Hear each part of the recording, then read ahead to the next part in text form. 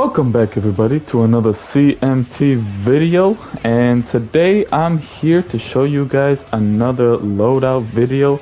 Last time Libor showed you guys some of his offensive loadouts and some of the loadouts he thinks work best.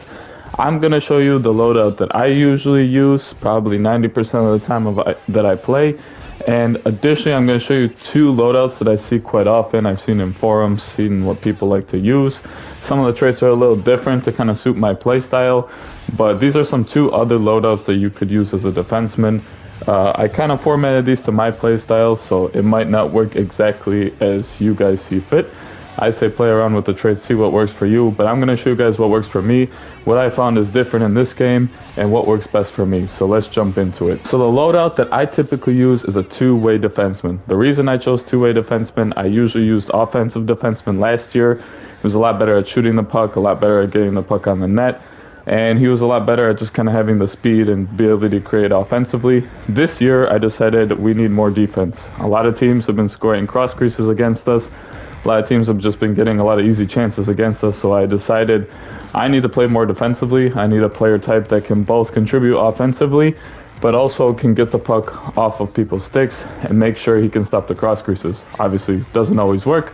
There's voodoo all the time, but this is what I chose. So that's why you see 6'2", 205. I made him a little bit bigger this year.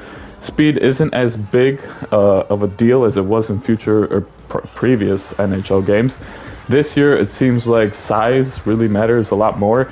You know, trying not to get nudged out of the puck, ability to keep the puck through big hits and things like that. So I made him a little bit bigger this year. Additionally, that's why I chose shutdown.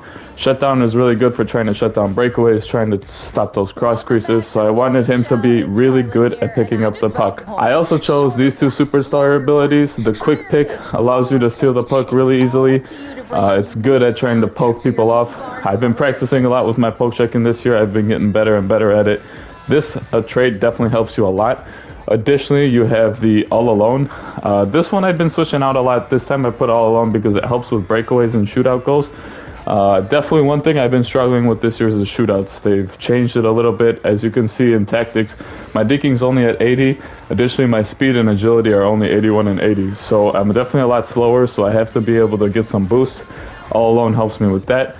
So it gives me that little extra buffer. And finally, I put on quick stick to be able to quickly get the puck off of people. Gives me a little boost in that category. And additionally, steady hands to help with a little bit of puck control.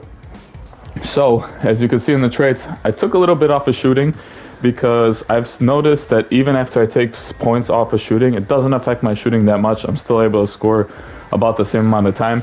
So I added a little bit more into speed and balance so he doesn't get nudged off as much, and he still has a decent amount of speed, so if I get cut on the rush, I'm still able to get back within a reasonable amount of time. In the power categories, all kind of balance except puck control, I really cranked up there. I think that's really important in this game, being able to control the puck, not being able to lose it as often.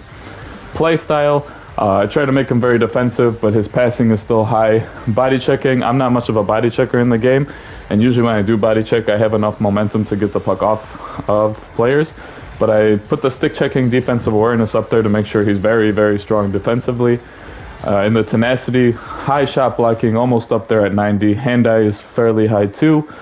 Strength and durability, I don't need as much. I don't get injured that often, so I took off everything from durability. It's not that big of a deal for me. And finally, in tactics, I cranked up the deking, so he's got at least somewhat decent deking for penalty shots and breakaways.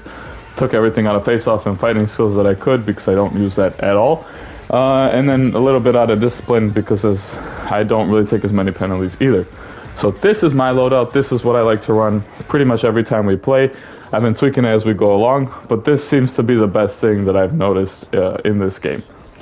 Another loadout that I've used and I've seen people use is this puck-moving defenseman. A lot of people have been praising this one. It's a faster loadout. You're able to get shots to the net. He's still fairly good defensively, very good passing, decent shooting, but as I said, shooting's not as important in this game. So I played around with the traits a little bit, so he's still got elite edges to make him a lot faster. His deking's really high, so he can quickly get to the net, make some good moves. And additionally, he's got very low balance, so he can get nudged off the puck fairly easily, However, you make up with it with a decent amount of speed and a decent amount of deking to get away from people. But he's still fairly strong defensively, so he's not like a defensive liability, since this is a defenseman loadout still. So I like using this one occasionally. Doesn't work as much for my playstyle this year, since I play a little bit more back and I don't like to use as much speed, and I tend to kind of get into a lot of close contests, so he does get nudged off the puck a lot. But this is definitely a good loadout if you're looking to play quick, fast, and get to the net. And finally, we have the big defensive defenseman loadout. This one is a big guy. He's very strong defensively. You see stick checking, defense awareness up in the 90s, body checking up in the 90s. So if you're someone who likes to bruise people up, get him off the puck, this is a great loadout for it, and he's super good defensively. Still got fairly high shots compared to the other ones. He's got a lot more power, obviously. You could take some points out of shot power if you wanted to increase his speed a little bit, make him a little bit faster. As I said, shot power is not that big in this game, so that can help you out a lot. I love using that big rig superstar ability and back at you. It's great for getting to the net and great for hitting people off the puck. I think those are two big traits for this guy. Bouncer will also help a lot too. And as you see, he's got great strength, great shot blocking, so it's a very good defenseman loadout. So if you're looking to be a shutdown guy defensively and get to the net, definitely use this loadout. Alright everyone, so those are my 3 loadouts. Let me know what you guys think. Let me know if you guys try them out. Like I said, this first one here, the two-way defenseman, is one that I can swear by, one that I use all the time. It's helped me a lot.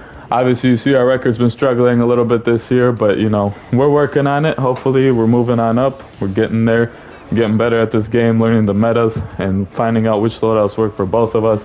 But if you guys have any questions, feel free to leave it in the comments down below, and I will see you guys in the next video.